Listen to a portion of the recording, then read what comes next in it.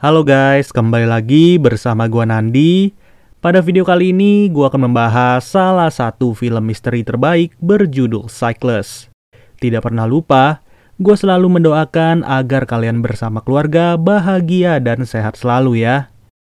Di awal film kita diperlihatkan seorang wanita yang sedang berada di suatu ruangan. Yang ternyata wanita itu ingin mencoba untuk bunuh diri dan film pun dimulai. 1 bulan sebelumnya, wanita yang sama di scene awal film sedang berada di rumah sakit. Diketahui bahwa nama wanita ini adalah Ellen dan ia merupakan mantan pemain biola terkenal di negaranya. Kabar buruknya, ia diberitahu oleh perawat rumah sakit bernama Omar bahwa Ellen sudah mengalami kebutaan total. Dengan kata lain, tidak ada cara lagi bagi Ellen untuk menyembuhkan penglihatannya. Nggak lama dari itu, datang seorang dokter yang bernama Katsuro untuk memeriksa kondisi mata Ellen. Ellen yang penasaran apa yang terjadi langsung bertanya penyebab kebutaannya. Mendengar hal itu, si dokter berkata bahwa kedua mata Ellen sudah terkena zat kimia yang menyebabkan kerusakan saraf di seluruh matanya. Namun, untuk peristiwanya sampai saat ini, Ellen hanya ingat detik-detik terakhir sebelum ia mengalami kebutaan total. Tidak lama kemudian datanglah seorang detektif bernama Bryce yang ditugaskan untuk menyelidiki kasus Ellen. Hal pertama yang ditanyakan oleh detektif Bryce adalah postur dari pelaku tersebut yang sekiranya masih diingat oleh Ellen. Dengan ingatan seadanya, Ellen menduga bahwa orang tersebut adalah perempuan dengan postur yang lumayan tinggi. Untuk bantuan penyelidikan, detektif Bryce sudah mencari informasi mengenai orang-orang yang pernah dekat dengan Ellen. Yang dimana ia menemukan bahwa Ellen sudah cerai dengan suaminya karena si suami memiliki kendali penuh atas kehidupan Ellen. Beberapa jam kemudian, Ellen mendapatkan telepon dari kakak laki-lakinya yang berada di Jepang dan berkata bahwa ia sudah menyewa seorang perawat selama 2 bulan hingga saudaranya pulang dari Jepang.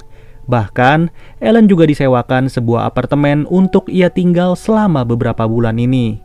Benar saja, kali ini Ellen sudah terbangun di ruangan yang berbeda dan tentunya sangat nyaman untuk ditempati Ellen.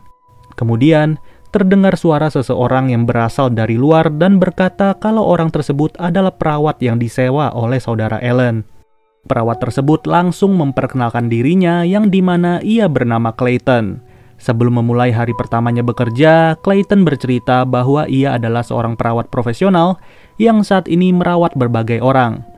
Sebagai informasi tambahan, Ellen diberitahu bahwa ia berada di apartemen dengan nomor kamar 902 yang tentunya berada di lantai 9. Perlahan namun pasti, Ellen mencoba untuk berjalan di apartemennya ini dan belajar mengenai tata letak dari ruangan. Di samping itu, Clayton berkata kalau ia akan masuk ke kamar ini pada jam tertentu untuk memasak dan juga bersih-bersih. Tapi yang terpenting, Clayton akan membantu Ellen agar terbiasa dengan ketidakmampuan untuk melihat. Apabila ada keadaan mendesak, Ellen bisa menghubungi petugas gedung dengan menekan nomor 11 dan nomor 22 untuk menghubungi Clayton. Setelah selesai memberitahu segala yang dibutuhkan, Clayton meminta izin kepada Ellen untuk merawat kliennya yang lain. Di sore harinya, Ellen hanya termenung dengan kekosongan yang menyelimuti hari pertamanya di tempat ini. Kemudian, hari telah berganti dan Clayton membawakan sebuah burung untuk menemani Ellen di apartemen itu. Saat itu juga Ellen bertanya apa warna dari burung tersebut. Mendengar hal itu, Clayton pun berkata bahwa warna burung itu akan mengikuti imajinasi yang sudah terbentuk di pikiranmu. Yang dimana, di dalam kepala Ellen burung tersebut berwarna biru muda. Setelah selesai mendengar kicauan burung, Ellen bertanya kenapa di jendela sebelah kiri suara perkotaan terdengar lebih jelas dan lantang. Sedangkan di jendela sebelah kanan tidak ada suara sama sekali. Dari pertanyaan itu, Clayton menjelaskan bahwa kaca sebelah kanan sengaja didesain lebih tebal karena menghadap ke arah barat dan angin yang berasal dari laut akan jauh lebih kencang. Tidak lama dari itu, ada panggilan dari detektif Bryce yang mengatakan bahwa tidak ada bukti kuat mengenai mantan suami Ellen. Akan tetapi, ia menemukan jejak sepatu di lokasi kejadian yang sedang berada dalam penyelidikan. Karena keterbatasan dari segi penglihatan, Ellen sulit untuk mengenal barang-barang di sekitarnya.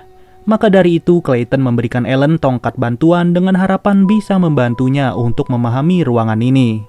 Di sisi lain, Ellen merasa bosan dan mencoba untuk menyalakan TV. Tapi tidak ada satupun siaran TV yang bisa ditampilkan dalam ruangan tersebut.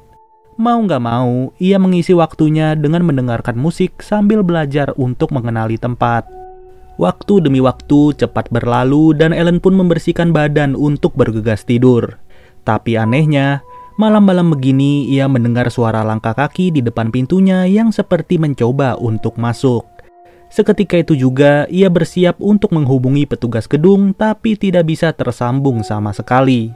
Jadinya Ellen mengendap-endap untuk mencari tahu apa yang terjadi.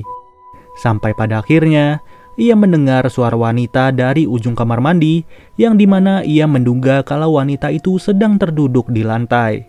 Tapi ternyata suara itu berasal dari sebuah ventilasi dan ia mendengar seorang wanita sedang bertengkar dengan laki-laki.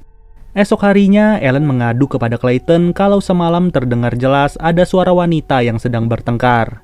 Ellen juga mengeluh kenapa nomor petugas keamanan gedung tidak bisa tersambung saat ia menghubunginya. Ketika itu juga, Clayton berkata bahwa hal-hal tersebut sangatlah wajar apabila ada tetangga yang berisik saat berada di apartemen. Mengenai petugas keamanan gedung, Clayton akan memberitahu manajer apartemen atas komplain yang terjadi. Saat siang harinya, Ellen terus merasa bosan dan ia mendengar suara alarm mobil yang berbunyi pada waktu bersamaan. Lalu, Ellen mencoba untuk keluar dari kamarnya sambil membawa sebuah kertas memo yang sudah ia tulis. Dengan penuh keberanian, ia menekan bel dari kamar tetangganya itu dan mengajaknya minum teh di kamar Ellen.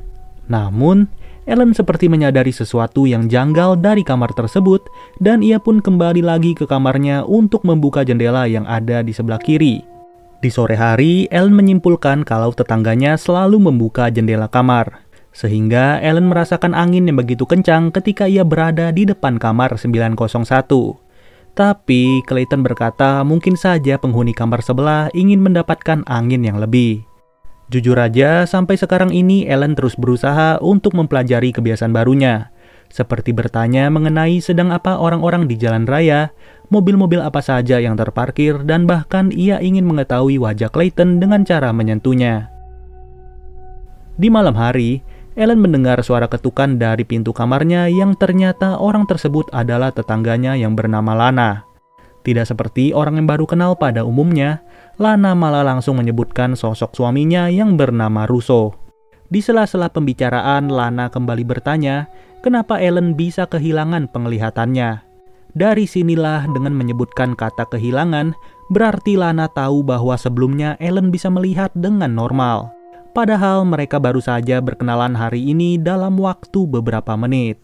Lana yang terus-terusan ditanya oleh Ellen langsung merasa gugup dan gemetar ketika itu juga. Bahkan Lana keceplosan dengan berkata bahwa ia membuat kekacauan lagi pada hari ini. Tentu saja Ellen semakin curiga dengan perkataan Lana, ditambah lagi saat Ellen meraba wajah Lana yang ternyata memiliki luka jahitan. Tanpa banyak basa-basi lagi, Lana langsung berbisik kepada Ellen dan memberitahunya untuk jangan percaya kepada siapapun. Lalu, Lana pun bergegas pergi dari kamar Ellen dan Ellen terus mengejarnya yang melarikan diri. Tapi sialnya, lift apartemen langsung berbunyi dan ternyata orang tersebut adalah suami dari Lana yang bernama Russo. Kemudian, Ellen yang berniat untuk membantu Lana yang menjadi korban kekerasan langsung menelpon Clayton yang mungkin saja bisa membantu dirinya. Hanya saja, Clayton berkata bahwa ia sudah bertemu dengan suami Lana, yang dimana suaminya berkata bahwa istrinya mengalami gangguan jiwa. Esok harinya, Ellen menyadari ada seorang polisi yang mendatangi kamar tetangganya. Dari sini, ia merasa lega karena Clayton sudah merespon keluhannya pada malam hari. Agar Ellen lebih merasa tenang, Clayton menyuruh polisi tersebut untuk berbicara kepada Ellen. Dan benar saja bahwa Lana mempunyai riwayat gangguan jiwa yang sudah lama berada di dirinya. Di saat yang bersamaan, Ellen kembali mendengar suara alarm mobil dari jalan raya di luar apartemen. Karena merasa ada yang janggal, ia mengadu kepada Clayton kenapa alarm mobil itu selalu berbunyi di waktu yang sama dengan suara yang sama. Parahnya lagi, hal tersebut selalu terjadi pada pukul 11-an siang. Namun, Clayton berkata bahwa jam-jam tersebut adalah jam sibuk dan kemungkinan alarm mobil bisa berasal dari mobil yang berbeda oleh masyarakat yang ingin berangkat kerja. Di malam harinya, Ellen kembali mendengar suara lift yang ternyata orang tersebut adalah Lana. Lana terlihat seperti menghindari Ellen dan mencoba untuk bergegas masuk ke kamarnya. Namun ternyata, orang tersebut adalah Russo yang tentu saja tidak sesuai dengan pikiran Ellen. Buat kalian yang bingung, intinya sih perubahan wujud itu menggambarkan apa yang tadinya diduga Ellen dan apa yang sebenarnya dihadapi Ellen. Tanpa berlama-lama, Ellen langsung kabur ke kamarnya, tapi Russo tetap menghampiri kamar tersebut. Di titik ini, Russo memperingatkan Ellen untuk tidak ikut campur dengan urusannya, atau bisa saja ia menyuruh pengawas gedung untuk mengeluarkan Ellen dari apartemen ini. Ellen yang merasa terancam pada saat itu langsung menghubungi Clayton malam-malam begini. Dan sekali lagi Clayton terus berusaha untuk menenangkan pikiran Ellen, bahkan ia juga berjanji akan melindungi Ellen dari ancaman Russo. Setelah Clayton pulang, Ellen yang berada di WC mendengar pintu kamarnya seperti dibuka oleh seseorang.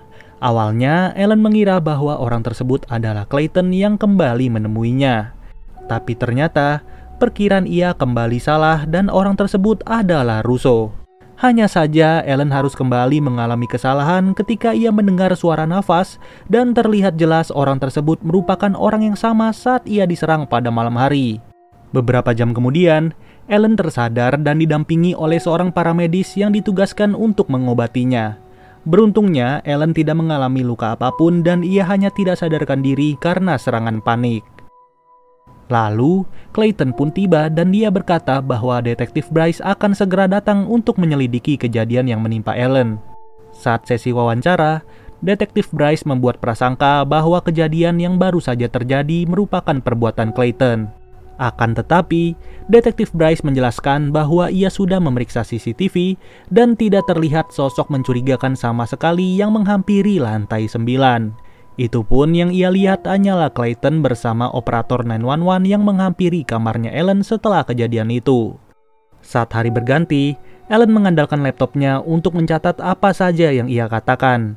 Ia merasa tidak lagi didengarkan oleh orang-orang di sekitarnya mengenai persepsinya selama ini. Dan ia pun membuat catatan kepada orang-orang yang ada di hidupnya termasuk saudaranya, mantan suaminya, dan juga Clayton. Sampai di titik ini kita kembali pada scene awal yang memperlihatkan Ellen akan melompat dari apartemennya sendiri. Setelah itu, Ellen ternyata tidaklah meninggal tapi ia malah terbangun di suatu ruangan. Padahal sepengetahuannya ia berada di apartemen berlantai 9, tapi ternyata di bawah kamarnya terdapat ruangan yang penuh dengan peredam suara. Bahkan, suara alarm mobil yang selama ini ia dengar ternyata berasal dari beberapa buah speaker. Bisa dipastikan, angin yang juga tertiup berasal dari kipas angin yang sudah dipasang di ruangan bawahnya. Uniknya lagi, jarak dari ruangan tersebut dengan kamar Ellen tidaklah lebih dari 1 meter. Dengan kata lain, selama ini tidak ada pemandangan yang terlihat dari luar ruangan, melainkan hanya tembok yang ditempel dengan peredam suara. Alhasil, semua pemandangan yang ada di pikiran Ellen hanyalah berdasarkan cerita dari Clayton saja. Ketika itu juga Ellen langsung bergegas untuk pergi dari tempat ini menggunakan lift darurat. Tapi lagi-lagi, lift tersebut hanyalah sebuah pintu yang mengandalkan kunci untuk membukanya. Mau nggak mau, Ellen yang nggak tahu lagi harus kemana malah kembali ke kamarnya dan terjebak entah berapa lama. Beberapa jam kemudian tetap saja tidak ada siapa-siapa di tempat itu dan tiba-tiba dari lift tersebut keluar seseorang yang awalnya dikira adalah Clayton. Namun, dugaan Ellen kembali tidak tepat ketika ia mendengar suara perempuan yang ternyata Lana. Lana yang awalnya tidak ingin meladeni Ellen, malah dipaksa untuk mengikuti Ellen ke kamarnya. Di saat itu pun Ellen sengaja menyuruh Lana mengambil sebuah korek dan ia pun langsung menunduk sambil bertanya kepada Lana. "Lana, tempat apa sih ini sebenarnya?" Tanpa ragu-ragu Lana memberitahu bahwa tempat ini adalah rumah. Dan tentu saja terdapat perekam suara maupun kamera tersembunyi di setiap sudutnya. Mendengar hal itu, Ellen pun bertanya bagaimana caranya untuk keluar dari tempat ini. Tapi sialnya hal ini tidak terjawab karena keberadaan suaminya Lana yang menghampiri kamar Ellen. Nggak lama dari itu, datanglah Clayton yang membawa satu bungkus makanan untuk dihidangkan. Clayton pun berkata bahwa ia melihat Lana dan suaminya yang baru saja masuk ke kamar Ellen. Dan suaminya memberitahu Clayton bahwa ia bersama Lana akan pergi keluar kota selama beberapa minggu. Lalu, Clayton menyuruh Ellen untuk makan malam dan ia juga sudah menyiapkan sebuah hadiah berupa biola untuk Ellen. Nggak lama dari itu, Clayton meminta izin untuk keluar ruangan dan ia mengetukkan kedua jarinya sebanyak 2 kali. Seketika itu juga Ellen baru saja menyadari sesuatu hal yang ternyata ketukan 2 kali itu sama persis dilakukan oleh perawat di rumah sakit yang bernama Omar. Dan juga dilakukan oleh polisi penyelidik bernama Detektif Bryce. Bahkan, orang-orang yang selama ini ia bayangkan ternyata bukanlah orang yang berbeda. Melainkan wujud dari semua karakter itu sudah diperankan oleh asistennya yang bernama Clayton. Itulah mengapa sedari awal Clayton menyuruh Ellen untuk memainkan imajinasinya pada saat ia memberi seekor burung. Ditambah lagi, burung yang berada di dalam sangkar menggambarkan keberadaan Ellen yang selama ini tidak bisa kemana-mana. Luar biasanya Clayton berhasil memainkan seluruh peran itu dengan mulus, mulai dari dokter, perawat rumah sakit, paramedik, detektif, polisi, dan juga suaminya Lana yang bernama Russo. Karena pada dasarnya, Clayton tahu persis kalau Ellen tidak siap untuk mengalami kebutaan. Maka dari itu, dengan mudahnya ia bisa mengontrol psikologi Ellen dan juga memainkan imajinasinya. Alhasil, satu-satunya orang yang asli hanyalah Lana sendiri yang memberitahu Ellen untuk tidak percaya kepada siapapun. Ketika Clayton sudah kembali, Ellen berpura-pura untuk tidak tahu dan ia mengajak Clayton untuk minum-minum alkohol. Hal ini tentu saja membuat Clayton senang dan Ellen berencana untuk menusuk Clayton dengan pisau yang berada di meja. Di saat itu pun Ellen sengaja menjatuhkan gelas minumannya dan ia langsung mengambil sebuah pisau di meja dapur. Namun ternyata dugaan Ellen tidaklah tepat dan pisau-pisau itu sudah disimpan oleh Clayton. Ya karena sudah terlanjur, mukul kepala Clayton pakai tempat pisaunya saja juga tidak masalah. Kemudian, ia pun bergegas mengambil kumpulan kunci yang sudah dibawa oleh perawat gadungan itu. Malahan, Ellen juga menemukan alat setrum di dalam tas milik Clayton. Tanpa berlama-lama, ia mencoba seluruh kunci yang ada dan akhirnya terbukalah ruangan di kamar 901 itu. Yang dimana isi dari ruangan tersebut berupa kipas angin besar, speaker, dan juga alat-alat komunikasi berserta kostum-kostum yang selama ini digunakan oleh Clayton. Bahkan, terdapat juga kostum yang sama persis dengan pelaku penyerangan terhadap Ellen. Di ujung ruangan tersebut, Ellen mendengar suara Lana yang menangis tanpa henti. Setelah itu, Lana yang mencoba kabur langsung dikejar oleh Ellen, sampai-sampai Ellen berada di ruangan yang terdesain seperti kamar rumah sakit. Dengan kata lain, di scene awal film pun sebenarnya Ellen sudah berada di tempat ini, hanya saja ia dibius terlebih dahulu dengan segala obat-obatan yang berada di wastafel Ellen. Terlebih lagi, Ellen juga mendengar pengakuan Lana yang mengatakan bahwa ia adalah adik kandung dari Clayton. Selama ini, Lana bersama Clayton hanya tinggal berdua karena kedua orang tuanya sudah meninggal sedari mereka kecil. Hal itu pun membuat Lana tidak bebas untuk kemana-mana karena ia selalu berada di bawah kendali Clayton.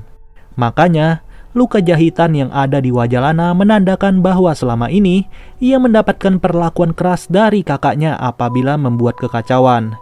Oleh karena itulah Ellen keceplosan kalau ia takut untuk membuat kekacauan lagi di hari yang sama. Dalam keadaan mendesak seperti ini, Ellen diberitahu oleh Lana yang dimana hanya ada satu jalan keluar dari tempat ini. Yaitu, Ellen disuruh kembali ke ruangan sebelumnya untuk mencari satu-satunya ventilasi yang tersedia. Namun lagi-lagi saat Ellen bergegas pergi, ia malah bertemu sama Clayton. Beberapa menit kemudian, Ellen kembali tersadar sambil berada di ruangan kedap suara bersama Clayton. Clayton bercerita pada saat ayahnya masih hidup, ia dikurung di ruang bawah tanah selama 3,5 tahun. Untuk menghibur dirinya, ia hanya mengandalkan segala imajinasi sambil ditemani musik yang diputar oleh Lana atas perintah ayahnya. Sialnya, musik yang dimainkan adalah lagu ciptaan Ellen dengan kemampuannya bermain biola. Untung saja, Ellen yang berhasil menemukan ventilasi di ruangan tersebut langsung merayu Clayton dengan perkataan manis semanis-manisnya. Dan di saat Clayton beranjak pergi, Ellen langsung mengambil alat setrum yang berada di meja Clayton. Alhasil, Clayton tidak lagi sadarkan diri dan ketika itu juga Ellen berusaha membuka ventilasi tersebut. Benar saja, di dalam ventilasi tersebut sudah terdapat sebuah cairan yang disembunyikan oleh Lana. Kemudian Ellen pun bergegas kembali ke kamarnya untuk mencari sesuatu yang bisa ia gunakan. Akan tetapi, Clayton kembali sadarkan diri dan menghampiri Ellen secara tiba-tiba. Dengan keterbatasan dari segi penglihatan, Ellen terus memberikan perlawanan kepada Clayton yang sudah membohonginya selama ini. Yang bikin salut ternyata Ellen bukanlah wanita yang bodoh dan ia langsung menyemburkan cairan kimia tersebut ke matanya Clayton. Udah jelas, ini merupakan definisi senjata makan tuan dan gak lama lagi Clayton bakal mengalami kebutaan seperti Ellen. Di sisi lain, Lana yang sadar bahwa Ellen akan berhasil juga berada di tempat itu untuk melihat kakaknya yang terus-terusan berteriak. Kemudian Lana membukakan pintu garasi yang menjadi jalan keluar bagi Ellen dari rumah tersebut. Sebenarnya sih bisa aja kalau Lana membukakan pintu ini kepada Ellen, tapi ia tidak mau mengambil risiko dengan keberadaan kakaknya yang begitu kejam. Hanya saja, Lana memutuskan untuk tidak ikut pergi dari rumah tersebut dikarenakan ia peduli dengan kakaknya yang mengalami kebutaan dan tentu saja tidak bisa lagi memegang kendali atas diri Lana. 6 bulan kemudian, kita diperlihatkan Ellen yang sudah menggunakan gaun hijau sambil merenung. Ternyata ia memutuskan untuk kembali ke dunia musik dan memainkan biola lagi setelah sekian lama. Bahkan, ia juga memiliki asisten baru yang bukan lagi abal-abal dan benar-benar profesional. Dengan penuh percaya diri, Ellen berjalan sambil membawa biola dan film pun berakhir. Pada intinya sih, film ini benar-benar memiliki plot twist yang luar biasa. Dan gue berharap semoga penjelasan gue bisa kalian mengerti ya. Oke deh guys, mungkin segini aja pembahasan dari film Cyclers. Sampai bertemu lagi di video berikutnya. Gua Nandi cabut dulu. Dadah.